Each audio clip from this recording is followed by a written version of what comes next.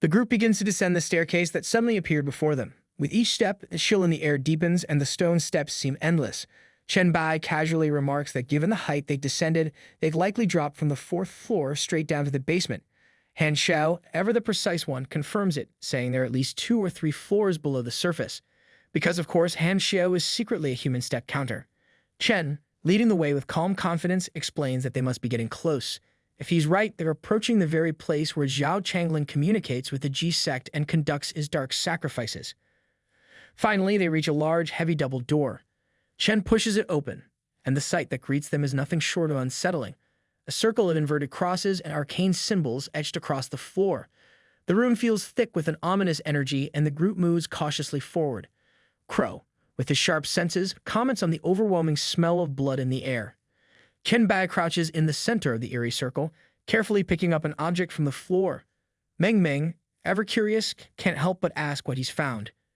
Chen, in his usual cryptic fashion, stands up without saying much and simply gestures for the group to check their screens. Suddenly, the image of a golden medallion flashes on their screens. It's labeled as the core of the Hell Teleportation Array, a special item. The description that follows is nothing short of grim. The circle, marked with a hellish symbol, can be used to activate the Red Star Mental Hospital Dungeon and summon the G sect. The requirements are just the usual: sacrifice 16 lives along with their souls and blood. There's also a small catch. The demon summoned by this handy medallion will be restricted to level 12, thanks to the dungeon's difficulty level. But here's where it gets worse. After the summoning, the dungeon's difficulty will spike to hell level. Astonished by the discovery, Han Xiao blurts out in disbelief at the idea of summoning a demon. Crow, equally shocked, widens his eyes and comments on the level restriction. Unlike the others, Meng reacts with unexpected excitement. She smiles brightly, practically bouncing with energy, and suggests that if they summon the demon and defeat it, they'd practically hit the jackpot. Always the optimist, even when faced with imminent doom. Behind her, however, Crow shakes his head in silent disagreement. Because somebody has to be the voice of reason around here. Chen Bai, ever calm, turns to Meng and asks a simple but cutting question. If I'm level 8, what level are you all? Meng's excitement fizzles as her shoulders drop. She, along with the others, sheepishly replies that they're hovering around level 5 or 4, some not even at 4 yet. Chen makes a slicing gesture with his hand, bluntly pointing out the obvious. Summon that demon and they're all going to die instantly. With levels below 10, no profession, and no proper equipment, he wonders where they found the courage to even think about fighting a level 12 demon. Confidence is one thing, but this is just reckless optimism. Han Xiao tries to lighten the mood, grinning as he points out that Chen Bai, the emperor, is with them. But Chen Bai humbly places a guiding hand on his shoulders and explains even with him present, it's not possible. The gap between a regular demon and a weak-blooded demon is vast. It's like comparing a kitten to a lion. Sure, they both have claws, but one of them will eat you whole. He advises them to turn back, focus on leveling up, and gain professions before even considering facing something that powerful. Crow turns to Meng with a grin and asks her to make sure he's included when they come back next time. Meng winks at him playfully, promising that he'll be at the top of the list. The group returns to the statue room, feeling the tension ease slightly. Meng, ever practical, asks if this dungeon adventure is officially over or if anyone has something else they want to do. Han Xiao scratches his head, looking a bit puzzled, and admits there's something that's been bothering him. He starts musing about how he is a descendant of a demon and also has a sister, and if these facts appeared out of nowhere when the apocalypse arrived. Chen Bai touches his shoulder and tells him that he is not sure if they came from nothing or if they always existed, but they definitely exist now. Chen then asks Han Xiao why he suddenly asked this, and if his father acted strange before the apocalypse. Han Xiao, still lost in thought, explains that the relationship between him and his father was not close, and to him, his father was just an ordinary man living a life without much significance, until of course he turned into a different kind of zombie than others. Crow, always quick to imagine the wildest possibilities, pictures a red zombie with horns and white hair. He excitedly asks Han Xiao if his father turned into a demon zombie and remarks how cool it is. But Han Xiao, with a tense expression, shakes his head. It has nothing to do with demons. His father didn't turn into some epic demon-zombie hybrid. Instead, he became something far more terrifying, a plague zombie. He describes the hideous purple and green fungal spots that covered his father's body, radiating a sense of danger so strong that he didn't dare touch him. Faced with this horror, Han Xiao was forced to quickly master telepathy with his psychic powers. He explains that this was his father's last lesson to him, a grim final connection. Chen Bai turns to Han Xiao, intrigued by the mention of a plague zombie. Han Xiao explains that it must have been due to the chemical plant where his father worked. He mentions how his father wasn't the only one affected. His neighbors had those same ominous spots as well. Chen pauses, deep in thought, piecing together what he knows. He realizes that this chemical plant might be connected to the SSS-level mission of the plague sect. Chen then turns back to Han Xiao, expressing a strong interest in the chemical plant related to this strange plague. He requests that when he gets to Shanghai, Han Xiao takes him there. The boy, without hesitation, agrees because who wouldn't want to take a trip to a chemical plant possibly filled with zombie fungus? Crow, never one to miss a chance, raises his hand and asks Chen Bai for advice about his abilities. Chen, ever the patient leader, smiles and opens the floor for everyone to discuss their questions or share information. Later, as he thinks back on the day's events, Chen reflects that today's harvest has been quite fruitful. Not only have they discovered some valuable items, but he's also managed to pick up a few clues about the Plague Lord's mission. Meanwhile, back in Jiangsheng, inside the hotel room 1503, Chen Bai is resting peacefully on the bed, drifting in and out of sleep. However, the sudden sound of coughing jolts him awake. Startled, he looks around and is shocked to see his friends sprawled out on the floor of his room, coughing and struggling. Confused, Chen asks what's wrong with them. One of them tries to respond, but his voice is weak, barely audible. Chen quickly jumps into action, helping two of them to their feet and guiding them outside the room. The hero's work never ends, even when woken up from a nap. Once outside, Chen asks what's going on and reminds them that he had specifically warned them not to enter his room.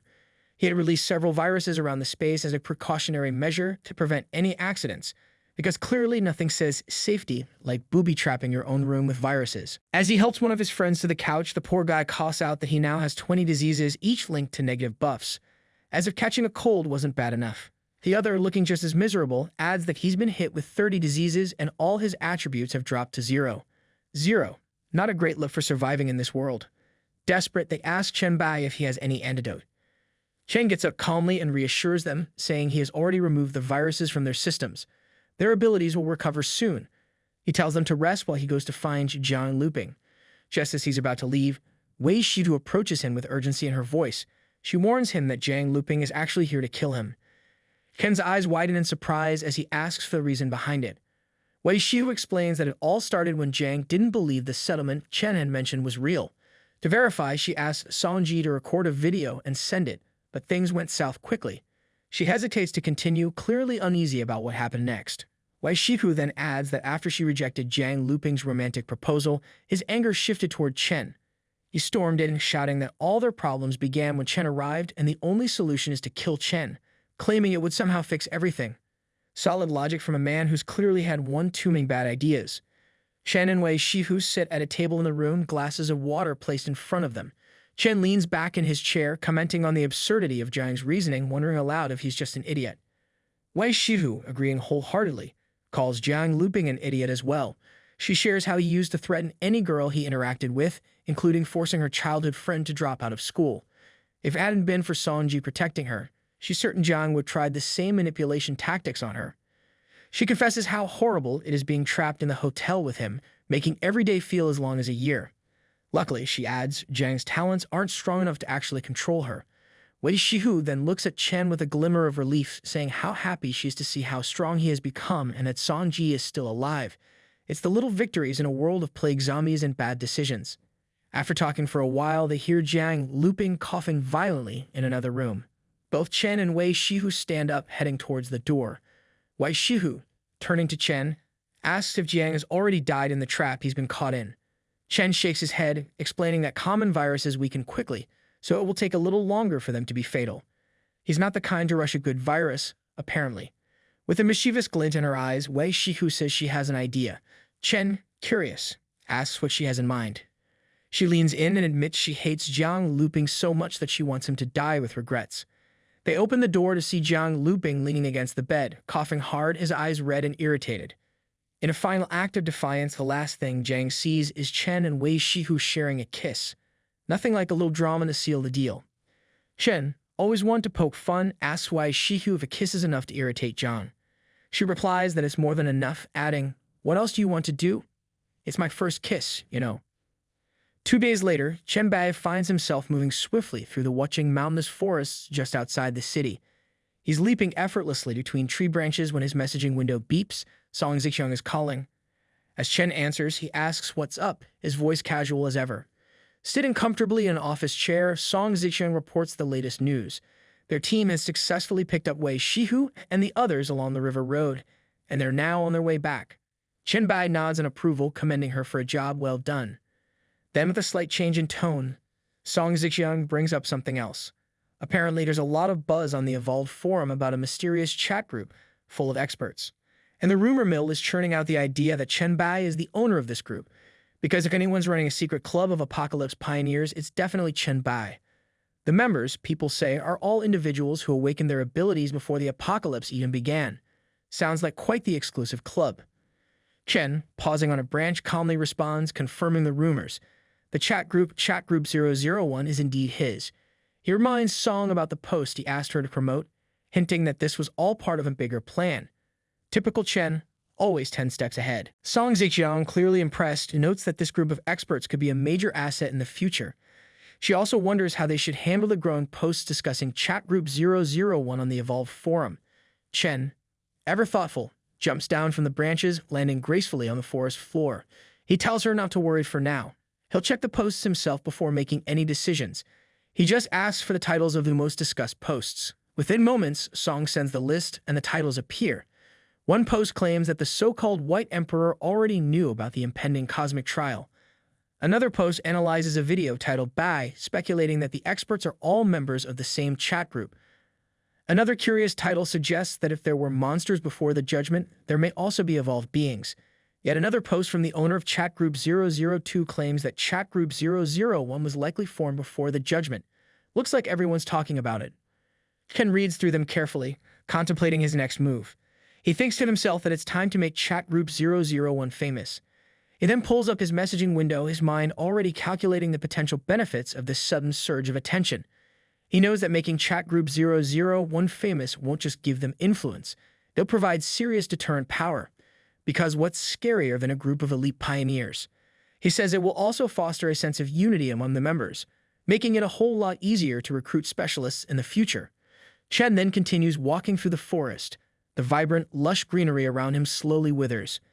The leaves crumple into brittle, brown fragments and the trees twist into skeletal shapes. Before he knows it, the once lively forest is now a wasteland, completely desolate. The ground cracks beneath his feet and scattered skulls and skeletons litter the area like some macabre decoration. The sky above shifts into a blood-red hue, adding to the ominous vibe. And just when things couldn't get any more apocalyptic, a system message appears in front of him. You have entered the secret dungeon, village of the demon worshippers. Chen Bai smiles as he mutters to himself. He's finally found it, the secret dungeon where in his previous life he received the S-rank class transfer mission to become a demon hunter. It's always nice to return to a place filled with fond, murderous memories. As soon as he steps deeper into the cursed land, a task window appears before him. It outlines his objectives for the dungeon. First, he must interrupt the villagers' ritual to summon the demon. Task difficulty: C. Next, he's told to kill all the polluted villagers. Task difficulty: C. Then comes the kicker. His third task: to kill the demon summoned by the villagers and finish off any remaining polluted villagers.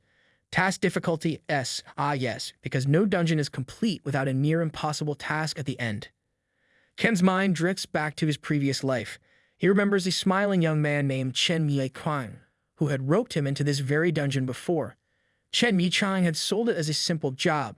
Complete task 2, leave the secret dungeon and split the loot. He had even promised that anyone who didn't win gear would be compensated with gold coins, because nothing screams trustworthy like free money. In his previous life, Chen Bai fell for Brother Qiang's lies.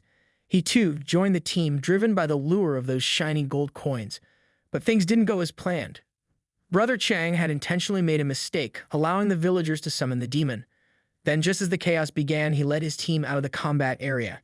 His goal had been clear all along, to use their lives to weaken the demon. Chen vividly recalls the moment Qiang, with that same deceitful smile, hurled his spear at the remaining fighters, telling them that their only chance of survival was to weaken the demon enough to please him. By the time everyone realized they'd been trapped, it was too late. Brother Qiang had already set up the battlefield, completely surrounding them. And as the evolved ones tried to escape, he ruthlessly massacred them, ensuring no one made it out alive. Brother Qiang had managed to gather nearly 100 people, mostly solitary survivors or small teams, all just trying to scrape by in the area. It was the perfect set. With so many scattered and desperate individuals, no one was able to organize an effective resistance in time. When they finally realized there was no escape, the remaining survivors had no choice but to turn and face the demon. In their desperation, they clung to a non-existent hope, fighting with everything they had. Only when the last of them fell did Brother Chang and his team finally swoop in to attack the already weakened demon. But what Chang didn't expect was that Chen Bai was still alive. Chen knew that if he were discovered, he'd be silenced, so he did what any smart person would do. He bailed. Taking advantage of the chaos, Chen slipped away, making his way to the edge of the instance, where the mechanics would allow him to escape if he completed tasks 1 and 2. Just as he was about to make his escape, something unexpected happened. Kang's team finally killed the demon and started rolling for loot like kids at a birthday party, only with more blood and betrayal. To Chen's surprise, a message panel appeared in front of him. Since he was still technically part of the group, he was eligible to roll for rewards, and in a stroke of pure irony, Chen won. The prize? The Demon Hunter Scroll, an S-rank item, the very thing Kang had been scheming for all along. Talk about poetic justice. Kang's team had rigged the rolling system to cheat everyone else, but in the end, it cost them the best reward. If that's not a case of what goes around comes around, I don't know what is. Later, after the dust settled, Kang frantically searched for Chen, realizing too late that the scroll had slipped through his fingers. Knowing Chang would stop at nothing to find him, Chen was forced to leave watching and seek out a new place to lay low. Back in the present, Chen Bai smiles to himself, thinking what a pity it is that he missed seeing Brother Kang's face when the Demon Hunter Scroll slipped through his fingers. That reaction alone would have been worth the trouble. With a light chuckle, he continues walking, lost in his thoughts. But his footsteps slow as he notices something on the ground. An all-too-familiar sight. A corpse, clearly a dead, polluted villager. Someone else is here. Chen pauses, realizing that this could mean trouble. In his previous life, before Brother Chang killed the demon and cleared the secret dungeon for the first time, there had still been about 2 months left. So no need to panic just yet, he tells himself. But it nags at him, who could have discovered this secret dungeon so early. Certainly not the neighborhood watch. Meanwhile, in the central square of the village, a group of people is busy stabbing zombies with spears, working together to complete Task 2. When a system notification appears, confirming that Task 2 is complete and rewarding them with experience points, they breathe a sigh of relief. One of the group stands up and declares that Zhanglong's brother was right. Completing Task 2 allows them to leave. He suggests they get out while the getting's good, promising to return later to deal with the boss. Nothing like saving the biggest nightmare for a future to-do list. However, one of them, looking more than a little nervous, turns to the group and announces with fear his voice that someone else has entered the dungeon. That someone is, of course, Chen Bai, who calmly walks toward them, asking if they're leaving already. He casually offers to take on the boss if they don't mind. The young man who had been leading the group walks by Chen, and with barely a second glance, gives him the go-ahead. Chen watches him pass, silently noting that it's Brother Chang himself. What a small, cruel world. He hadn't expected them to find the dungeon this early. Another member of the group, with a mix of concern and warning, tells Chen to be careful. The boss is a level 11 demon. Chen nods, thanking them for the warning, and bids them farewell. Level 11. Sounds like a Tuesday workout. As the group leaves, the large demon approaches, towering with muscles and horns exposed, roaring with arrogance. It sneers at Chen, taunting him about his fearlessness, wondering if he's quietly accepting his fate because he knows he's going to die. Chen, unbothered by the demon's theatrics, remains silent for a moment before replying that he's simply reminiscing. After all, it's been a long time since he faced a lesser demon alone. The demon, not liking Chen's tone one bit, declares him a despicable human and prepares to attack. But before it can make good on its threat, Chen moves with lightning speed, slicing the creature with a series of quick cuts. Neon bruises bloom across the demon's skin as it reels from the unexpected blows. Turns out, demons don't handle rapid-fire humiliation all that well. Calmly, he remarks how after decades as a demon hunter in his previous life, he's lost count of how many lesser demons he's slain. Every movement, every weakness, and even the direction of each muscle fiber, they're all as familiar to him as the back of his hand. A lifetime of demon hunting makes dissecting these creatures almost feel like muscle memory. As the demon lays vanquished, Chen stands over it, feeling a rush of familiarity. His skills haven't deteriorated one bit. Like riding a bike, except instead of pedals, it's a sword, and instead of a road, it's demons. In the distance, Brother Kang's group erupts into excited chatter. One of them shouts that he's received the participation reward minus 5,000 experience and a lineage item, instant kill. The group is left stunned, barely able to comprehend what just happened. It's as if the loot fairy just dropped a present in their laps. Curious, one of Kang's men approaches the leader and asks if Chen absorbed the demon's body. Kang, clearly intrigued, tells them to check it out. The group heads back toward Chen, who turns to greet them with a grin, because who wouldn't be grinning after making the demon look like a piñata? Noticing their return, Chen smiles and teasingly asks if they're here for a cut of the loot. Kang laughs, spreading his arms wide in a gesture of good-natured surrender, claiming it's just a misunderstanding. Yeah, sure it is. He tells Chen that he single-handedly defeated the demon boss, so how could he dare to take a share of the loot? Chen, however, isn't buying it. His expression remains serious as he thinks to himself how Kang knows exactly how to play things, but he's already seen through the man's true intentions. Fool me once, Kang. Playing along for now, Chen picks up some of the loot he's just acquired, holding up a few tantalizing items. He casually mentions that the demon dropped some pretty impressive stuff, including a B-level inferior demon lineage potion, an A-level lineage potion, and even an exclusive mission scroll for S-level demon hunters. He can't resist throwing in a little temptation, asking if they aren't even a little interested.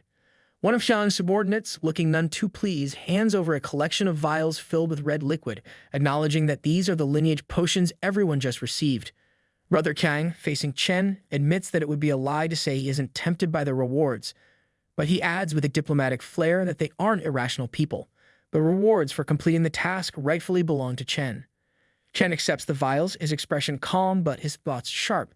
He responds that it sounds good, but quickly cuts through the pleasantries, pointing out that Kang didn't come back just to congratulate him. If there's something Kang wants to say, he should just get to the point.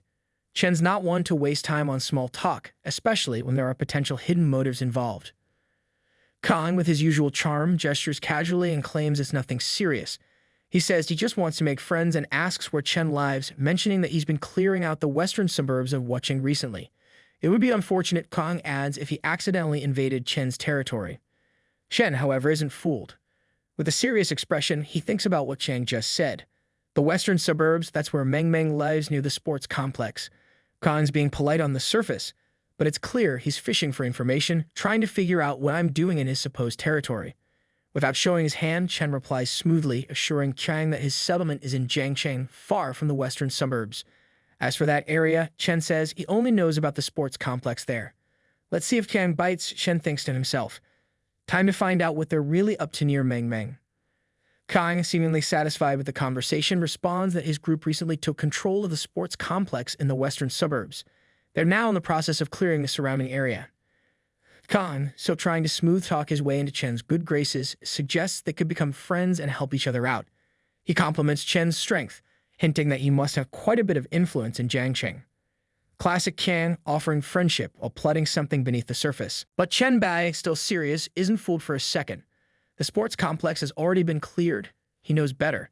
This so-called clearing is nothing more than a thinly veiled excuse for conquering territory and wiping out anyone in their way.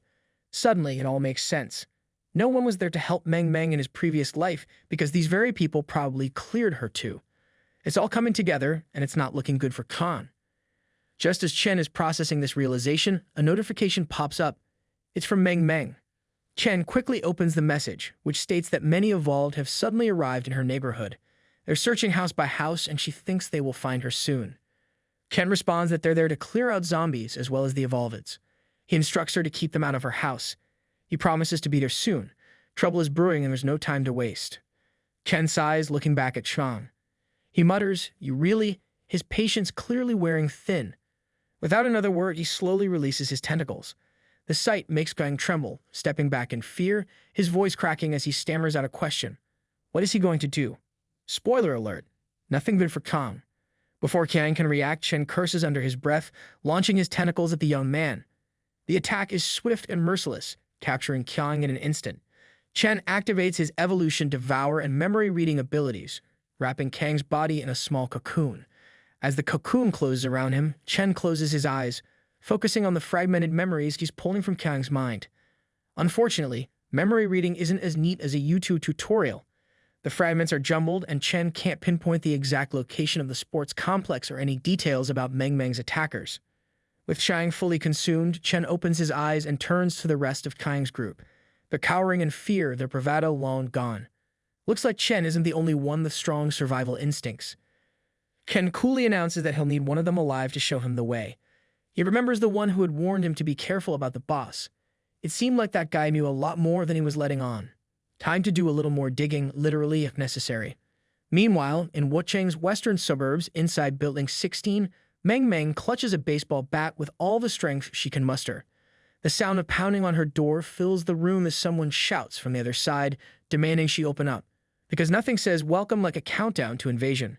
Trembling, Meng manages to shout back, telling them they're not welcome and to leave, warning that if they break in, she won't hesitate to defend herself. Outside, the man laughs and turns to his companions, amused by her defiance. Because, naturally, laughing off threats always goes well in horror movies. His two accomplices join in, mocking her, egging her on, and teasing her about what she could possibly do. They tell her to get ready because the brothers are coming in. These guys are really leaning to the whole creepy villain vibe. But Meng, showing more strength than they expect, raises her voice in a fierce shout, demanding they leave. Her voice isn't just loud. It's powerful, pulsing with energy. The sound hits the intruders like a sonic wave, drilling straight into their ears. They scream in agony as blood flows from their ears, while Meng, overwhelmed by the exertion, collapses to the ground, dropping the bat. She coughs, touching her forehead, her body trembling from the strain. A small trickle of blood runs from her mouth as she struggles to breathe. Not exactly a victory lap moment. She thinks to herself how this ability still demands a level of physical endurance that she doesn't quite have yet. It lasted just over a second, but it was enough to leave her throat ruined and most of her energy drained. However, there's now silence outside. She figures, with her mental strength, they must all be unconscious by now. Well, unconscious or in desperate need of an ear doctor. Outside, her guess is spot on. The three men lie unconscious in a pool of their own blood, except for one who, with the last of his strength before blacking out, manages to call for reinforcements. He sends out a message, warning his brothers that there's a girl on the 12th floor with powerful mental attack abilities. His team is all but dead, and they need to act fast. He's confident she won't be able to use her ability again for a while, giving them a window to take her down. Good luck with that. 10 minutes later, the banging on the door resumes. Meng, still breathing heavily and feeling weaker by the second, realizes they're back. Her eyes darkening with exhaustion. Looks like she'll have to fight again. The door slams open and several men burst into the room, their twisted grins making her stomach turn. One of them makes a disgusting comment about how she's a beautiful girl, mocking her sweat and exhaustion, because nothing screams bad guy like being creepy and gross. As they taunt her, calling her sister and making vile comments about teaching her how to scream properly, Meng struggles to crawl along the wall. Her mind races, and she realizes she has just enough strength left to invoke her Hellfire ability one more time. It's all or nothing. Summoning the last of her energy, she unleashes the purple flames of Hellfire, consuming the men in an inferno of destruction. Their mocking quickly turns to screams of agony as they are enveloped in the flames. But as the fire dies down, so does Meng. She collapses onto the floor, gasping for breath, utterly spent. Her body feels like it's given out completely. She reflects on something her master once told her, that the four attributes complement each other, and having one too high without balancing the others is dangerous. Well, lesson learned the hard way. Just when she thinks it might be over, another group of men enters the room. They quickly size her up, and one of them mockingly announces that she's completely done for, because apparently bad guys never run out of reinforcements. They taunt her, telling her to kneel and beg or face death. Even in her weakened state, Meng refuses to give in. She drags herself across the floor, every movement feeling like agony. Her head spins and she fights the urge to faint, her thoughts growing foggy. No, don't let them take you. Fight. But they don't care. They approach her without a shred of hesitation. One of them snidely remarks that she's already chosen death and orders the others to restrain her. They move in, grabbing her by the hair and arm, yanking her roughly. One of them sneers, commenting on how tough she is as she struggles. Meng's mind spirals into a desperate plea for help. Help, someone please help me. She feels herself slipping, hopelessness settling in. But then, just when everything seems lost, a savior appears. Chen Bai bursts through the window of her room, landing with a force that sends shards of glass flying.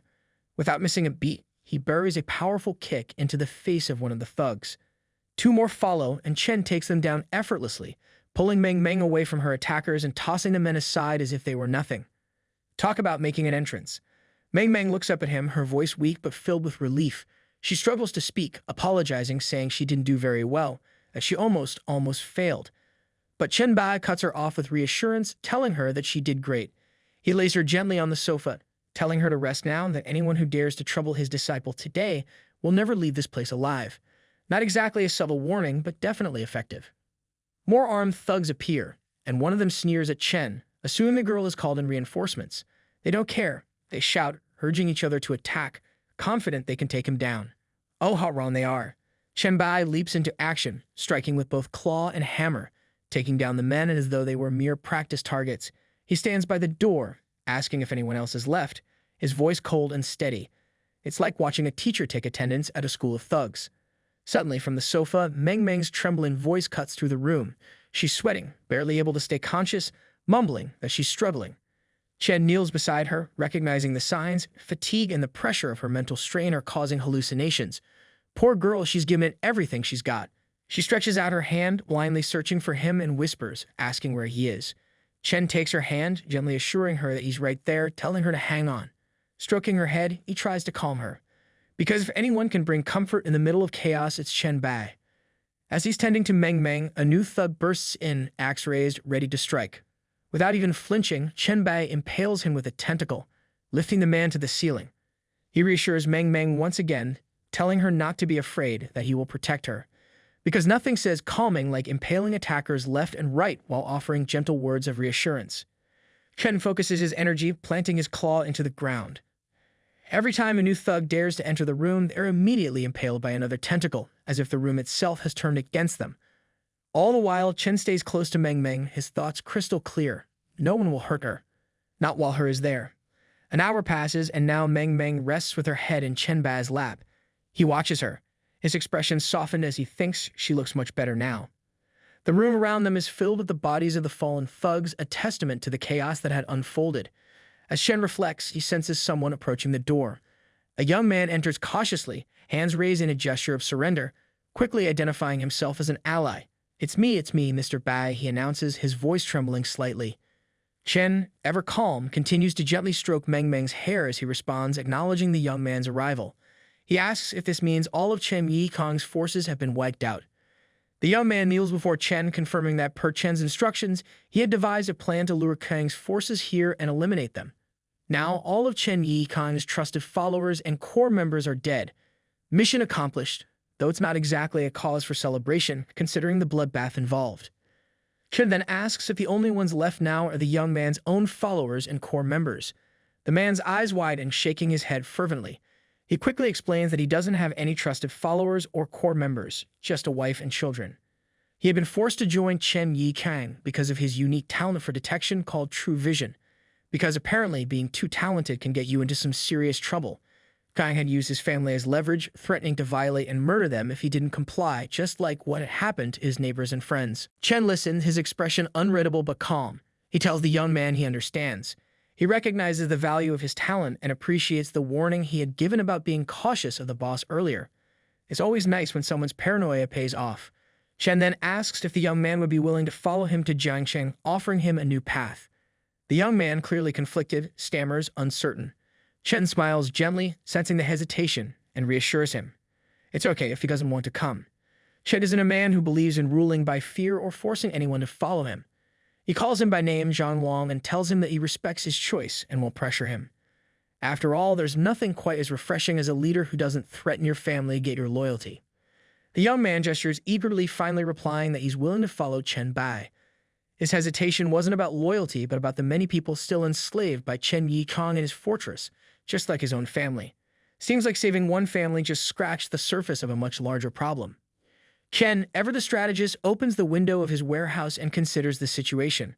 He tells the young man that he's willing to take them all, but if the number of people is too large, it won't be easy to bring them directly to Jiangsheng. With that in mind, he suggests a plan. Zhang Long should stay in Wucheng for now and work to stabilize the situation. As a gesture of support, Chen hands him a potion to enhance his strength. Because in this world, a little extra power can make all the difference. Chen also sends Zhang Long a friend request, the modern touch in a post-apocalyptic world. He instructs Zhang Long to contact him once things have settled. At that point, Zhang can decide whether to remain in Wucheng and develop the area or join Chen in Jiangsheng, depending on how things unfold. Flexibility is key when rebuilding civilization. Zhang Long smiles, relieved and grateful, as he takes the potion, thanking Chen repeatedly. After Zhang Long leaves, Meng continues to sleep peacefully on the sofa, her breathing finally calm. Chen Bai remains seated beside her, keeping watch as the room grows quiet once more. With the girl resting, Chen shifts his attention to his warehouse. He orders it open, and as he sifts through the items inside, his eyes fall on a mask. His expression turns disappointed. This thing wasn't like this when he placed it here. He remembers that when he got the potion for Zhang Wang earlier, the items in the warehouse hadn't mutated yet. But now the profession transfer mission scroll and the demonic bloodlines he had placed inside seemed to have changed. Frowning, Chen starts sifting through the warehouse, muttering to himself. Looks like it's time to figure out what's going on with this mess. He decides to try moving the items around, his mind already racing with possibilities. Chen Bai's eyes narrow as he realizes what's going on. The mask seems to be fixated on the demonic bloodline potion. He holds a handful of potions and a thought hits him. Could it be that this mask wants to consume these? He reflects that these inferior bloodline potions are of no use to him, so why not feed them to the mask and see what happens? Holding the mask in his hands, he thinks about the value of this treasure. Even Leto wants to get his hands on this thing. Maybe feeding it will unlock some hidden function. Worth a shot. With a decisive nod, he pours the potions into the mask's mouth, which eagerly swallows them all with a glowing smile. 5 minutes later, the mask opens its mouth wide and lets out a burp. Chen, staring at it in disbelief, feels the disappointment sink in. He wonders if that is it. He sacrificed all those potions just for a burp. He mutters, annoyed that such high-level treasures amounted to nothing more than this. Great a treasure with table manners. But before he can fully process his frustration, the mask suddenly vomits a strange purple goo onto the floor. Chen looks down at the mess, bewildered. This thing uses the same mouth to eat and puke? Fantastic. As he kneels to inspect it, annoyance still bubbling under the surface, he picks up the small spherical blob of goo. Immediately, he realizes it's not just dirt. His eyes widen as a description message appears before him, confirming his suspicions. Ordinary demonic bloodline essence. Item type, potion. A purified essence of demonic bloodline with stronger effects but higher usage requirements. Carefully holding the small, strange substance with a cloth, Chen's disappointment melts away into a grin. It can really purify demonic bloodlines, he thinks to himself. And combined with another item that can cultivate demonic bloodlines, this could mean one thing: an endless supply of high-level demonic bloodline essence. Ken's grin widens. Looks like that burp was worth the wait after all. Later, Chen Bai sits beside Meng, holding the red scroll in his hands. His thoughts are racing as he reflects on the situation. He was so focused on helping Meng that he hasn't even started the Demon Hunter job mission yet. He opens the scroll and reads the description. Job transfer mission scroll for Demon Hunter, level S, a special and unique scroll that can only be unlocked after killing the first pure demonic creature. Of course, nothing is ever simple in this world of chaos. The mission details are laid out clearly. Completing the task will transform the scroll into the Demon Hunter job scroll. The requirements are straightforward. Use the scroll to enter the first level of the Abyss, where you must kill 100 lesser demons and 100 fallen demons to complete the mission and leave. Just your average demon hunting task list. Kill a bunch of demons and try not to die in the process.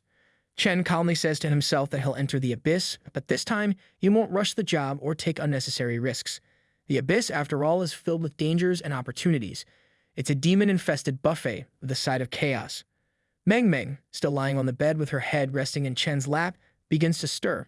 She slowly opens her eyes, rubbing them with tired hands. Her gaze finds Chen, and with traces of tears in her eyes, she whispers his name before launching herself into his arms, hugging him tightly. Chen smiles gently, reassuring her that everything's okay now. As she sits up, Meng looks determined despite her weakness. She confesses to Chen that she wants to double her skill training, feeling like she's still far too weak in the real world.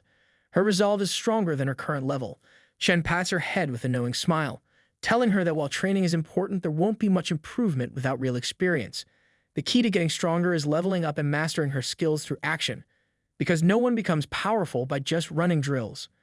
Meng props herself up and argues that the experience she's had so far has been crucial. However, she points out that in her dream world, she's already eliminated most of the nearby monsters and only a few remain. She doesn't have the ability to search for more, let alone find a dungeon on her own. It's a bit hard to level up when the local monsters are all extinct. Ken smiles and proposes a plan, suggesting Meng accompany him to Jiangcheng, where he can help her level up. After all, the city is filled with dungeons just waiting to be conquered. Meng's face lights up with excitement, and she eagerly crawls out of bed, declaring that she feels great and they should head to Jiangcheng right away. Looks like she's ready to jump right into the action, no time to waste. But just as she starts to move, Chen gently grabs her by the wrist and tells her to wait. He chuckles, pointing out that even if they ran non-stop, they wouldn't reach Jiangcheng before next month, Without another word, he scoots her up in his arms, and Meng blushes at the sudden gesture. Not exactly the usual travel method, but it works. Chen leaps out of the building's window with Meng in his arms. He tells her to hold on tight and not to open her eyes, warning her that if she feels any pressure, it's just the wind. Because flying through the air while jumping between buildings is perfectly normal, just your average commute. As they soar across the city, Chen moves with incredible speed, leaping from wall to wall with ease. Soon, they are bounding through the trees in the mountainous area outside Wucheng. Eventually, they arrive at the entrance to a secret realm village.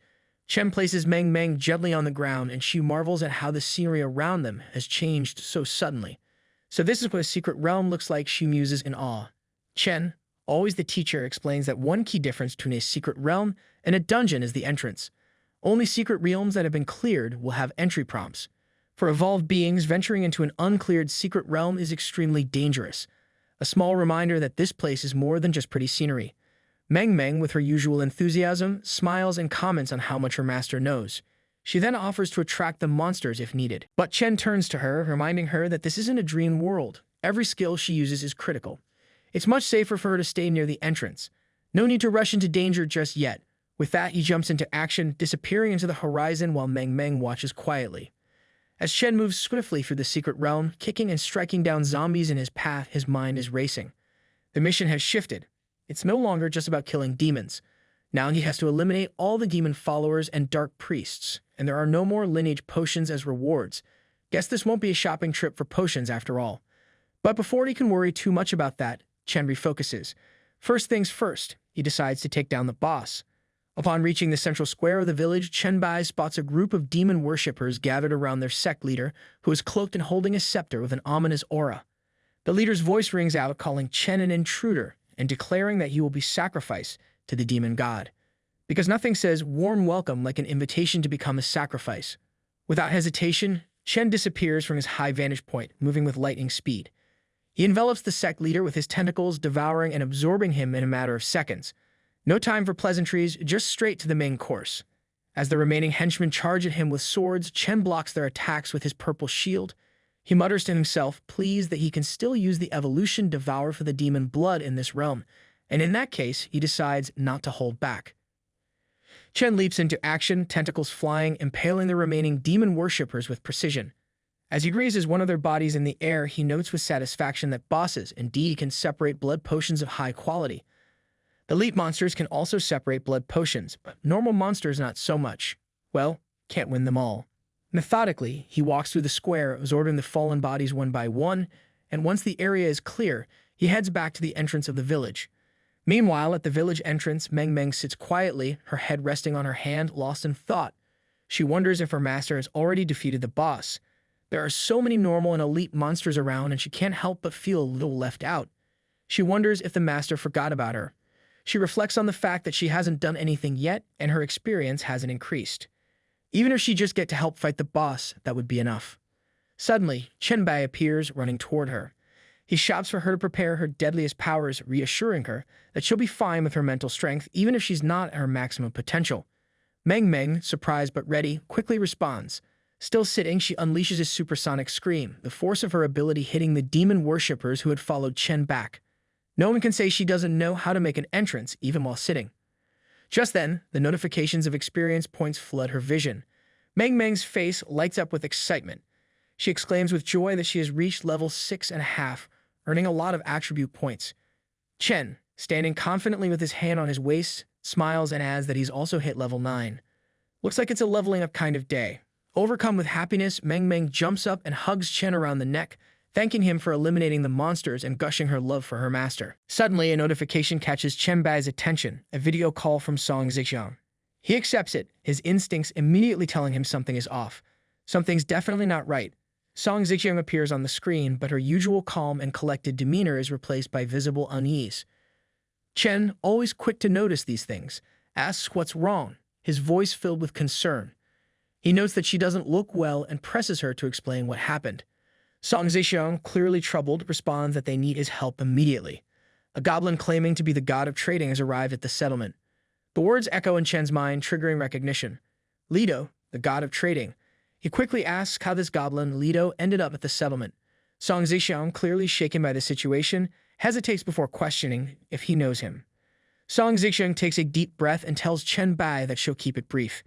After staying in the settlement for just a day, Lido, the self-proclaimed god of trading, sought her out. He's willing to offer an A-class city-building order as an investment, a rare and valuable resource. However, the condition is that once the city is built, the best location must be reserved for the Goblin Merchant Guild, with a lifetime exemption from taxes. Classic Goblin making deals that sound too good to be true. Shen pauses for a moment, reflecting on the situation. A high-level city-building order. He knows how rare these are. City-states recognized by the will of the universe come with numerous functional advantages. This kind of investment brings nothing but benefits. No downsides, really. A goblin with an offer too good to pass up. Song Zixiang agrees with him, but quickly brings up the issue. There's still one problem. The city-building order can't just be used whenever they feel like it. It must be used immediately. This urgency presents a serious dilemma. Chen acknowledges the problem. He knows that the monster siege triggered by an A-class city-building order would be difficult, maybe impossible, for their current settlement to withstand. But he reassures Song Zixiang not to worry. He can return to the settlement within a day. Sometimes, you just have to jump into the chaos. Song Zixiang, still a bit uneasy, asks if she should delay Lido for a day or if Chen is ready to accept the investment. Chen, confident and calm, tells her that this is her investment and she can proceed. He's already accepted other investments on his end. Oh, and one more thing, he adds, give Lido some extra praise while you're at it, and feel free to mention my name too.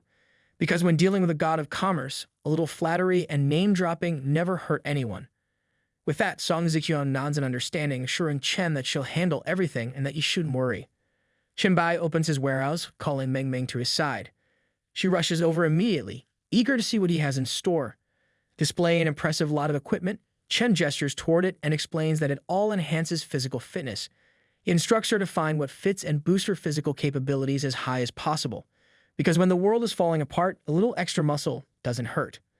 Meng nods excitedly and says, "Okay, master." But curiosity gets the better of her, and she asks what this is all about. Chen explains there's an urgent matter in the settlement, and he's worried that if he travels at full speed, she won't be able to keep up. Speed's great, but not if you lose your sidekick along the way. Understanding the urgency, Meng responds with an all right, and starts putting on all the gear that fits her. After a few minutes, she's decked out in equipment, looking more like a small armored tank. She proudly tells Chen that her physical fitness is now over 30, and she's got a solid amount of defense as well. Ready for anything, or at least ready to keep up. Chen gives her a nod of approval, stating that's enough. Time to move. Meanwhile, back at the Jiangxing settlement, Song Zixiang enters the reception room where the god of commerce, Lido, is waiting. The room feels tense with anticipation. She apologizes for keeping him waiting and informs him that they've decided to accept his investment. Big moves require careful steps, but Song knows how to handle negotiations. Lido, ever the smooth operator, compliments Song Zixiang on her capability and decisiveness. He remarks that it's no wonder she was able to establish such a large settlement at the very beginning of the apocalypse. What's even more impressive to him is her ability to manage thousands of evolvers in such an orderly fashion, a rare feat indeed, especially in a world overrun by chaos. Song Zixiang thanks Lido graciously for his praise, adding that her management and operational abilities, in her opinion, aren't even 1/10,000th of his skills as the god of trading. She humbly expresses that being chosen and invested in by him is an immense honor for their entire settlement. Flattery with a touch of truth never hurt a negotiation. Lido chuckles, calling her a modest little girl, but he seems more convinced than ever. He comments that with her abilities, he's becoming more and more certain she can turn their settlement into the best city-state for evolvers. He reminds her to take special care of the Goblin Merchant Guild once it's established in their city, because goblins need a prime spot too, obviously. Sitting on the sofa near Lido, Song Zixiang agrees, promising to take care of the guild when the time comes. Then, with a playful smile, she adds that there's someone in their settlement's management who's admired Lido for a long time. When this person heard that the Goblin Merchant Guild would be set up in the city, they immediately gave up their current expedition and are rushing back at full speed. Nothing like a little hero worship to get someone's attention. Surprised, Lido raises an eyebrow and asks who this could possibly be. He points out that not many evolvers are aware of his connection with the Goblin Merchant Guild, which makes this even more interesting. Song Zixiang drops the name with a slight grin, Chen Bai. She explains that Chen has also received investments from Lido before. Lido's expression shifts as he realizes who she's talking about. He murmurs to himself, shuffling through his deck of cards as if searching for something. After a moment, his demeanor changes again, he suddenly seems more calculating. He hands a card to Song Ziqiang and tells her that if Chen Bai is involved, this situation requires a different approach. Because when Chen Bai enters the equation, things get a little more intense. Song Ziqiang looks down at the card in her hand and is astonished. It's not just any card, it's the Golden City Building Order.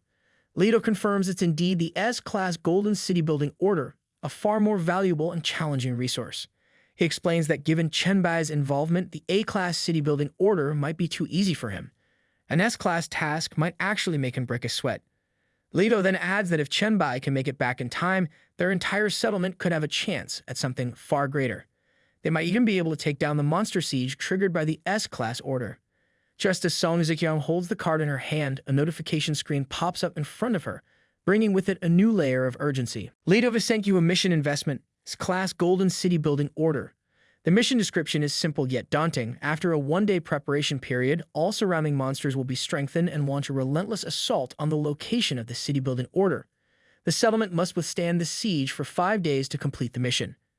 If successful, the area within a 10-kilometer radius from the city building order's location will be recognized as a city by the will of the universe, and they'll receive a golden grade city building reward. Talk about high stakes. The notification prompts Song Ziqiang to either accept or decline. She glances at the map, noting that this S-Class city will be much larger than the A-Class city they were initially preparing for. More land, more power, more danger. Leto, watching her closely, comments that with the increased size comes increased danger as expected. He asks her with a mischievous smile if she still dares to accept the investment. Because who doesn't love a little challenge, right? Without hesitation, Song Ziqiang replies with confidence, clutching the card in her hand. She's willing to accept, noting that with Chen Bai around, there's nothing she wouldn't dare to face. When you have a walking powerhouse on your side, the sky's the limit. One day later, Chen Bai finally reaches the grand terrace of the villa, carrying Meng in his arms. The long journey shows on his face, but he remains composed as always. Song Ziqiang stands on the terrace, waiting for his arrival with a mixture of relief and anticipation. As Chen lands, he remarks that it took longer to get back than he expected. The monsters have already started gathering, and he had to clear part of the road on his way. No trip is ever without a bit of chaos when monsters are involved. Song Ziqiang rushes toward him, visibly relieved that he's made it back. She's just glad he's returned safely. Chen nods, saying he'll go and put Meng in the bedroom to rest, and then instructs Song Ziqiang to brief him on the current situation. Time is of the essence, but first, priorities. Song Ziqiang, already prepared, tells him they have less than 20 minutes before the siege begins. In the meantime, they set up 3 defensive lines according to the terrain. The area facing Jiangcheng has become their primary defensive zone, and Song Ziqiang explains that they've already prepared some defensive measures there. With only minutes to spare before the siege begins, every detail counts. A short while later, Chen Bai gently places Meng on the bed, still fast asleep, her exhaustion evident. As he steps back, Song Ziqiang approaches him, holding a sleek black briefcase in her hand. She tells him this is all they could prepare for now. Chen looks at her with appreciation, acknowledging that she's done well under pressure. In a siege situation, it's all about being prepared for the worst. Handing him the briefcase, Song Ziqiang adds that in the past few days, they've been grinding the sewer dungeon and have finally completed the plague set. Nothing like dungeon crawling to get ready for a monster invasion. Chen takes the briefcase with a nod of gratitude, pulling Song Ziqiang into his lap in a rare moment of affection. He thanks her, telling her that choosing her as part of his team was one of the best decisions he's ever made, because behind every great leader is someone who grinds dungeons like a pro. Blushing slightly, Song Ziqiang replies that being chosen by him is the luckiest thing that's ever happened to her. Flattery, but with sincerity. She admits she's a bit nervous about the upcoming siege, but jokes that seeing Chen still has time to carry a girl back with him puts her at ease. Because when you're calm enough to multitask even during a crisis, that's saying something. Chen smiles and clarifies that Meng isn't just any girl, she's his disciple. He explains that her talent is no weaker than his own, making her vital to their defense. He instructs Song Ziqiang to bring Song Ji over to take care of Meng and notify him the moment she wakes up. Meng is the key to defending the settlement, and Chen makes it clear she shouldn't be neglected. Because in a fight like this, everyone's talents matter. Song Ziqiang, taking the seriousness of the moment in stride, nods and says she understands. I hope that you liked today's video, and if you did, hit that like button as today's like goal is 1,500 likes. Comment down below for the next part. Also consider subscribing with the notification bell on to get notified as soon as a new video drops onto the channel. You can also join the channel to support me financially and watch videos before public release. I'll meet you in the next video. Until then, thanks for watching.